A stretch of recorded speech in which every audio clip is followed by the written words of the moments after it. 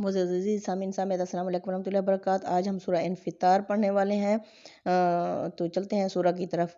इज़्ज़स्समाउ उनफ़तरत, जब आसमान फट जाएगा, यानी क़यामत इतनी होलनाक होगी कि अल्लाह फरमाते हैं ये आसमान उस दिन फट जाएगा, यानी क़यामत की हलचल पड़ेगी। तो ये आसमान जो इस वक्त बिल्कुल मुस्तहकम और मजबूत छत की सूरत में दिखाई देता है, इसमें शगाफ ही शगाफ नज़र आएंगे।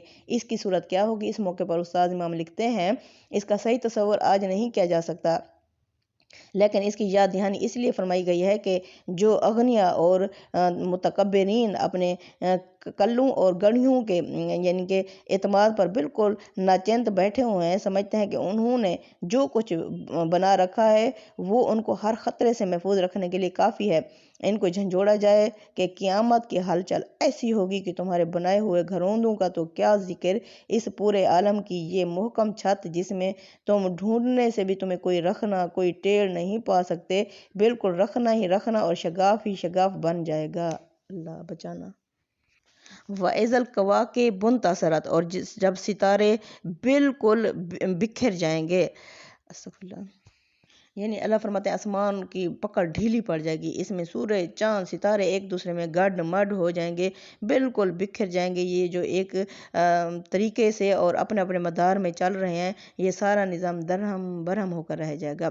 अल्लाह फरमाते हैं वइज़ल बिहार फुज्जिरत, जब समंदर फाड़ दिए जाएंगे, यानी फुज्जिरत जो समंदरों की आज़ादी और बेक़ैदी, और फुज्जिरत उनके जोश और हिजान को नुमाया करता है कि इस तरह यानी उस दिन ये समंदर हुए पड़े होंगे।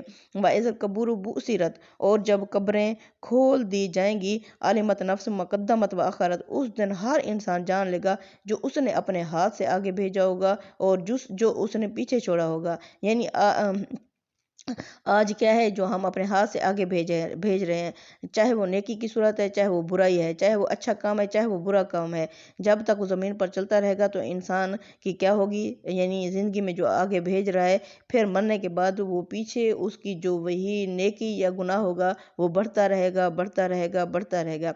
अल्लाह फरमाते हैं उस दिन इंसान जान लेगा कि उसने अपने हाथ से आगे क्या जमा कराया था अल्लाह की बैंक में, और अपने जाने के बाद उसने क्या छोड़ा था पीछे लोगों के लिए, अच्छाइयाँ या बुराइयाँ छोड़ी थीं। तो अपने अगले पिछले अमाल, यानी वो क्या करतूत हैं जो उसने आगे भेजे और करने के क्या काम थे जिनकी हसरतें वो दुनिया में पीछे छोड़ के गया।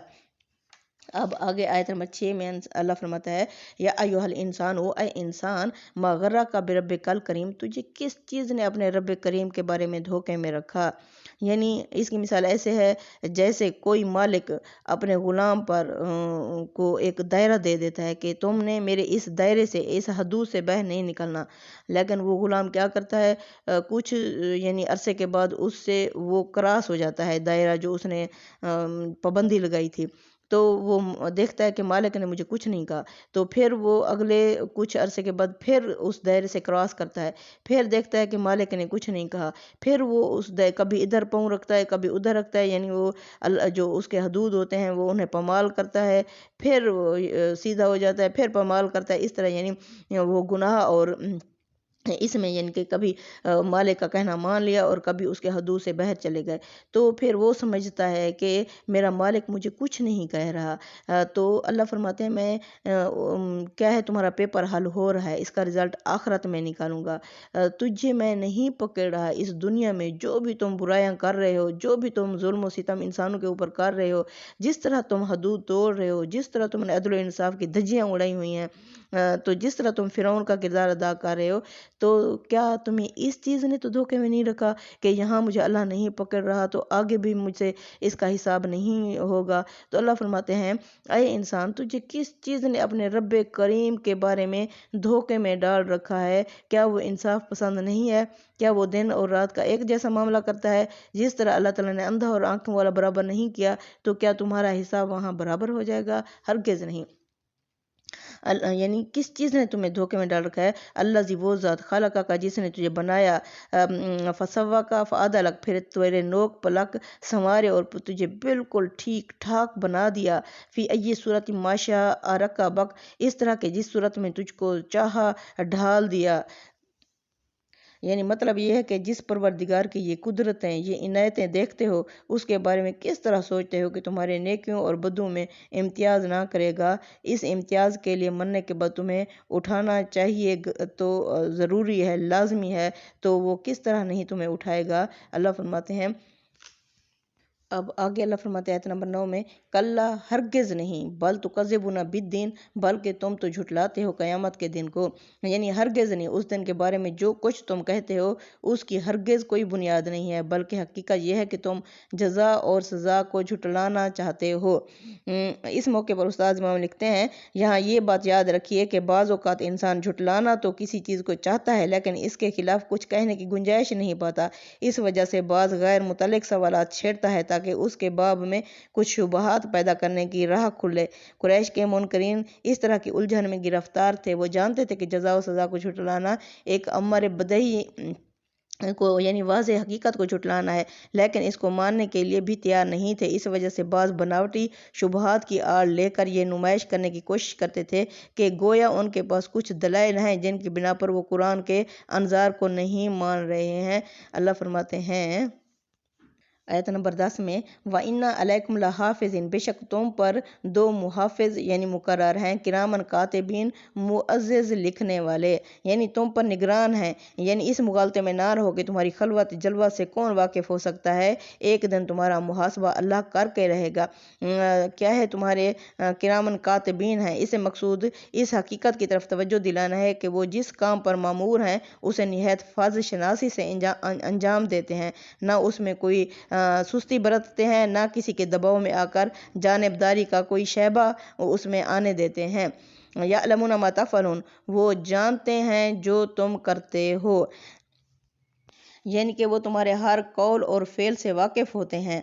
سورہ کاف میں بھی اللہ تعالیٰ نے اس کے بارے میں مزید وضاحت کی کہ یہ فرشتے وہ ہیں جو دائیں اور بائیں دونوں طرف سے نگرانی کرتے رہتے ہیں۔ اللہ فرماتے ہیں، ان الابرار لفی نعیم، یعنی اس دن نیک لوگ یقیناً نعمتوں میں ہوں گے، وَإِنَّ الْفُجَّارَ اور لافی جہیم، اور یقیناً بدکار لوگ جہنم میں ہوں گے، یصلونہا، وہ ڈالے جائیں گے ہا اس جہنم میں، یوم الدین، قیامت کے دن، وما ہم عنہا بغائبین، پھر وہ اس سے کسی طرح بھی نکل نہیں سکیں گے، اوجھل نہ ہو سکیں گے۔ یعنی اللہ فرماتے ہیں اس دن نیک لوگ نعمتوں میں ہوں گے۔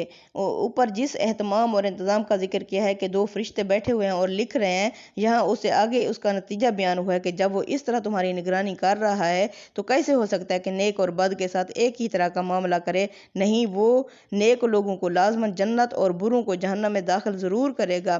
وہ اگر ایسا نہ کرے تو ماننا پڑے گا کہ اس کی یہ دنیا ایک اندھیر نگری ہے، اس میں حق اور انصاف کا کوئی تصور ہی نہیں ہے۔ اللہ فرماتے ہیں، وَمَا أَدْرَاكَ مَا يَوْمُ الدِّينِ، تم کیا جانو کہ قیامت کا دن کیا ہے، یعنی تم کیا سمجھے اس بدلے کے دن کو۔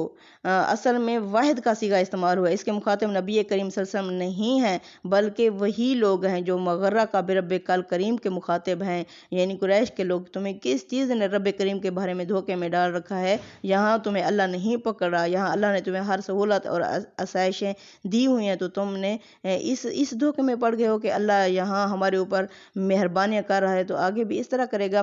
ثم ما ادراک ما یوم الدین، پھر تم کیا سمجھے کہ کیا ہے قیامت کا دن؟ یہ سوال کسی جواب کے لیے نہیں بلکہ اس دن کے ہول کا تصور پیدا کرنے کے لیے ہے۔ غور کیجیے تو اس کی تکرار نے اسے مزید ہولناک بنا دیا ہے۔ یوم، اس دن، لا تملک، نہیں اختیار ہوگا، نفس کسی نفس کو، لی نفس کسی نفس کے لیے، شیئن کچھ بھی، یعنی یہ نہیں ہے کہ تمہیں بچانے کے لیے یہ آئے ہوئے ہوں گے جن کو تم نے یہاں معبود بنا رکھا ہے۔ اللہ فرماتے ہیں اس دن کوئی انسان کسی دوسرے انسان کے لیے کچھ بھی اختیار اپنے پاس نہیں رکھے گا، چاہے وہ دنیا میں جتنے بڑے عہدے پر بھی تھا۔ والامر یومئذ للہ، اس دن سارا معاملہ اللہ کے ہاتھ میں ہوگا۔ مالک یوم الدین، وہ قیامت کے دن کا بادشاہ ہے۔ اب دین کا کیا مطلب ہے؟ یعنی میں کہتی ہوں یہ بیگ میرا ہے، یہ بیگ اور اس میں جو موجود چیزیں ہیں وہ ساری میری ہیں، تو اللہ اس دن کا مالک ہوگا، اس دن میں جو کچھ ہوگا اس کی ملکیت اللہ کے ہاتھ میں ہوگی۔ اللہ فرماتے ہیں اس دن سارا معاملہ اللہ کے ہاتھ میں ہوگا۔ یہ نہیں ہے کہ اللہ کسی کو اجازت دے دے کہ تم بھی میرے معاملات میں دخل دو، نہیں، اللہ فرماتے ہیں اس دن اللہ اجازت اس کو دے گا جو اس قابل بھی ہوگا، کیونکہ اللہ ہی جانتا ہے ہر ایک کا ماضی اور حال کے انہوں نے یعنی مستقبل انہوں نے آگے کیا بھیجا اور پیچھے کیا چھوڑا تھا، تو اللہ فرماتے ہیں اللہ ان کو اجازت دے گا جو اس قابل ہوں گے جو بول سکیں، اور وہ بھی اللہ ہی جانتا ہے کہ کس کو